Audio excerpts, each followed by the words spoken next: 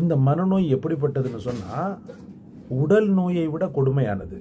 ஏன்னா உடல் நோய் அப்படின்னு சொன்னால் மருந்து போட்டுட்டு அதுக்கப்புறம் கொஞ்சம் நேரம் நோவின, கொஞ்ச நாள் நோவின அது போயிடும். இந்த மனநோய் போகாது, காலம் முழுக்கும் உள்ளேயே இருக்கும், அரித்து கொண்டே இருக்கும். அவன் இயல்பு நிலையை கூட கடை செய்திடும்.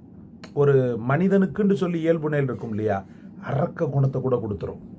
அமைதி குணத்தை நீக்கி அரக்க குணத்தை கூட இந்த மனநோய் கொடுத்து விடும் சகோதரர்களே. பிஸ்மில்லாஹிர் ரஹ்மானிர் ரஹீம். கட்டுக்கடங்காத கவலைகளும் கஷ்டங்களும் நெஞ்சத்தை அழுத்தும் போது அல்லாஹ் பாதுகாக்க வேண்டும். சில நேரங்களில் அது விம்மி வெடித்து சிதறி மனநோய்க்கு ஆளாக்கிவிடும் சகோதரர்களே. எனக்கு தெரிந்து ஒரு சகோதரர், கொஞ்சம் அழகான மனைவி, சந்தேகம் ஓவராக ஆகி முத்தி, அதுவும் அவருடைய அந்த மனைவியினுடைய ஆக்டிவிட்டீஸ் சரியான முறையில் ஒரு புரிதல் அணுகுமுறை இல்லாததன் காரணமாக சந்தேகம் வலுப்பெற்று கடும் மனநோயாளியாக மாற்றியது. இரவு நேரம் தூங்கும் போதெல்லாம் மனைவியை உற்று பார்த்து கொண்டே இருப்பான்.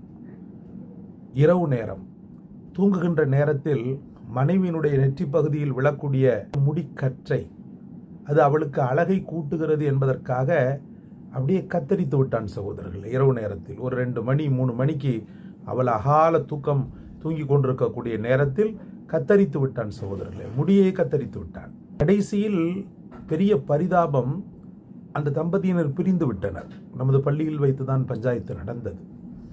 எதற்காக சொல்கிறேன் என்று சொன்னால், மன அழுத்தம் என்பது ஒரு குறிப்பிட்ட எல்கைக்குள் இருக்கும்போது அது ஒரு அழுகை அல்லது அடுத்தவர்களிடத்தில் சொல்லி புலம்புவது, அல்லாவிடத்திலே முறையிடுவது, தொழுகுவது, அழுவது, இப்படி போய்விடும். ஆனால் அது ஒரு உச்சக்கட்டத்தை அடையும் போது ஒரு நோயாளியாக அவன் மாறிவிடுகிறான். இன்னும் உச்சத்தை அடையும் போது ஒரு சைக்கோவாக அவன் மாறிவிடுகிறான். இந்த மனநோய்க்கு அல்லாவை தவிர சிறந்த மருந்திடுபவன் யாரும் கிடையாது. எத்தனையோ சைக்காரிஸ்டுகள் உலகத்தில் தோன்றி இருந்தாலும் படைத்தவன் தரக்கூடிய ஒரு ஷிஃபாவை உலகத்தில் வேறு யாரும் தந்துவிட முடியாது. அந்த மனநோய்க்கு ஆளாக்கப்பட்ட ஒரு நபர், அந்த மனநோய்க்கு ஆளாக்கப்பட்ட ஒரு மோமின் எந்த திக்ரை செய்தால் அவனுடைய மனநோய் தீர்ந்து அவன் நல்வழிப்படுவான் என்பதைத்தான் இந்த காணொளியில் உங்களுக்காக கொண்டு வந்திருக்கிறேன். அற்புதமான, ரொம்ப இலகுவான ஒரு திக்ர்.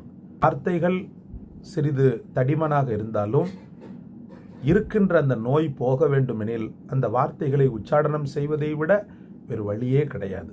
ஏனென்றால் மனநோய் என்பது தாம்பத்தியத்தை கேள்விக்குறியாக்கிவிடும். மனநோய் என்பது உழைப்பதை கேள்விக்குறியாக்கிவிடும். மனநோய் என்பது சந்தோஷத்தை கேள்விக்குறியாக்கிவிடும்.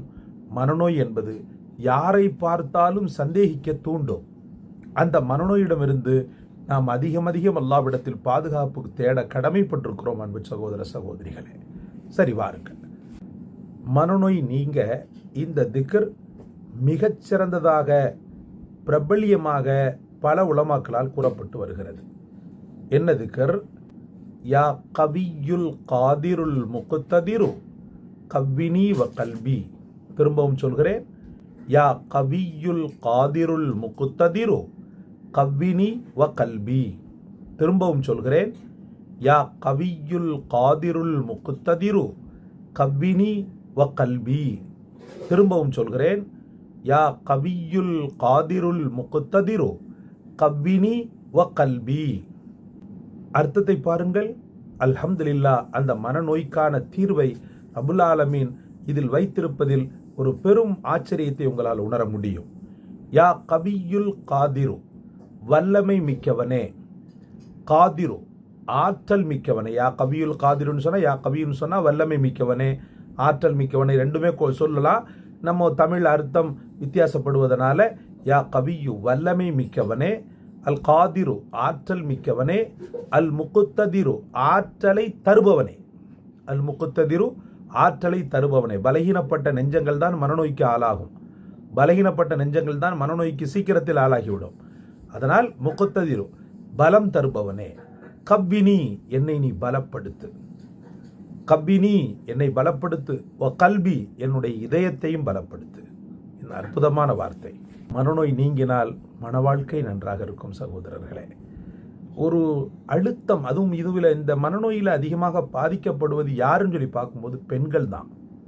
பெண்கள் தான் அதிகம் பாதிக்கப்படுவாங்க. கண்டுக்கிறாமல் இருக்கக்கூடிய கணவன், சரியான முறையில் கண்ணியம் தராத பிள்ளைகள், சுற்றம் சூழ சோதனைகள், சுற்றம் சூழ தன்னிடத்தில் மனமிட்டு பேசுவதற்கு யாரும் இல்லாமை, இதன் காரணமாக பெண்கள் அதிகமான அளவுக்கு இந்த நோயினால் பாதிக்கப்படுகின்றனர். அல்லாஹ் ரப்புல் ஆலமீன் அவர்களை கைவிட மாட்டான். ரப்புல் ஆலமீனுடைய திக்ர் இருக்கும்போது உங்களுக்கு என்ன கவலை, உங்களுக்கு என்ன கஷ்டம்? திரும்ப திரும்ப அல்லாஹ்விடத்தில் நீங்கள் இந்த திக்ரை ஓதி ஓதி ரப்பிடத்தில் நீங்கள் மன்றாட, அவனிடத்தில் துஆ செய்ய கடமைப்பட்டிருக்கிறீர்கள். எப்போது ஓதுவது? ஒவ்வொரு வக்து தொழுகைக்கு பிறகும் இதை 7 முறை ஓத வேண்டும். நெஞ்சில் கை வைத்து ஓத வேண்டும். நெஞ்சம்தான் பலவிதமான எண்ணங்கள், எண்ண கலவைகளின் கூடமாக இருக்கிறது. அதனால் நெஞ்சில் கை வச்சு இந்த திக்ரை நாம் ஓத கடமைப்பட்டிருக்கிறோம். கவலைப்படாதீங்க. அல்லாஹ் ரப்புல் ஆலமீன் உங்கள் வாழ்க்கையிலும் எங்கள் வாழ்க்கையிலும் மனநோயின்ற பேச்சுக்கே இடமில்லாத ஆக்கிடுவானாக. மனநோய் எப்படிப்பட்டதுன்னு சொன்னால் உடல் நோயை விட கொடுமையானது. ஏன்னா உடல் நோய் அப்படின்னு சொன்னால் மருந்து போட்டுட்டு அதுக்கப்புறம் கொஞ்சம் நேரம் கொஞ்ச நாள் நோவின அது போயிடும். இந்த மனநோய் போகாது. காலம் முழுக்கும் உள்ளேயே இருக்கும், அரித்து கொண்டே இருக்கும். அவன் இயல்பு நிலையை கூட கடை செய்திடும். ஒரு மனிதனுக்குன்னு சொல்லி இயல்பு நிலை இருக்கும் இல்லையா, அரக்க குணத்தை கூட கொடுத்துரும். அமைதி குணத்தை நீக்கி அரக்க குணத்தை கூட இந்த மனநோய் கொடுத்து விடும் சகோதரர்களே. உச்சக்கட்டமாக போகும்போது அது பைத்தியமாக மாறுறது. அல்லாஹ் பாதுகாக்கணும். அந்த நிலைமைக்கெல்லாம் நம்ம இடம் கொடுக்காத அளவுக்கு நான் சொல்லுவேன், எதையும் மனசில் போட்டாதான மனநோய். மனசில் நீங்கள் போடாமல் அல்லாட்ட போட்டுறணும். பாரங்களை சுமப்பவன் அவன். உங்களுடைய சோகங்கள், உங்களுடைய சோதனைகள் அனைத்தையுமே அந்த ரப்புட்ட நீ சுமந்துக்கோ, எனக்கு உண்டான வழியை நீ நேர்வழியாக காட்டு அப்படின்னு சொல்லும்போது அல்லாஹ் ரப்புல் ஆலமீன் பெருமையோடு ஏற்றுக்கொள்வான், சந்தோஷத்தோடு ஏற்றுக்கொள்வான். நீங்கள் அல்லாஹ்விடத்தில் பேசுறதில்லை, நீங்கள் அல்லாஹ்விடத்தில் இது போன்ற பாரங்களை சுமத்துறதில்லை. இந்த தவறை நம்ம தொடர்ந்து செய்து கொண்டிருக்கிறோம். அப்படி இருக்காதீங்க சகோதரர்களே. அல்லாஹ்வின் மீது பாரம் சாட்டுங்கள். ரப்புல் ஆலமீன்ட்டேனா ஒரு ஆள்கிட்ட உங்கள்கிட்ட உள்ள பாரத்தை இன்னொரு ஆள்கிட்ட கொடுக்கும்போது நீங்கள் ரிலீஃப் ஆகிடுவீங்க. அதுவே இறைவனாக இருக்கும்போது கண்டிப்பாக ரிலீஃப் ஆகிடுவீங்க. நம்பிக்கையோடு செய்யுங்கள், வெற்றி பெறுங்கள். மன சஞ்சலங்கள் இல்லாத வாழ்க்கையை அல்லாஹ் உங்களுக்கும் எனக்கும் தந்தருள்வானாக. எல்லா விதமான பலாய், முசீபத்துக்கள், சோதனைகள், வேதனைகள் அனைத்திலிருந்தும் அல்லாஹு தஆலா காருமானத்தை தருவானாக. இந்த காணொளி உங்களுக்கு பிடித்திருக்கும் என்று நினைக்கிறேன். லைக் செய்யுங்கள், ஷேர் செய்யுங்கள், சப்ஸ்கிரைப் செய்யுங்கள். எல்லாவற்றையும் விட மேலாக இந்த வசீஃபாவை கண்டெடுத்து உங்களுக்கு சொன்ன உங்கள் சகோதரன் எனக்காக துஆ செய்யுங்கள். அதோடு கூடி இந்த கீழே டிஸ்கிரிப்ஷனிலே நான் தந்திருக்கக்கூடிய என்னுடைய புதிய சேனலுக்கும் ஆதரவை தாருங்கள். ஜஸாக்கல்லாஹ். அஸ்ஸலாமு அலைக்கும் வரஹ்மத்துல்லாஹ்.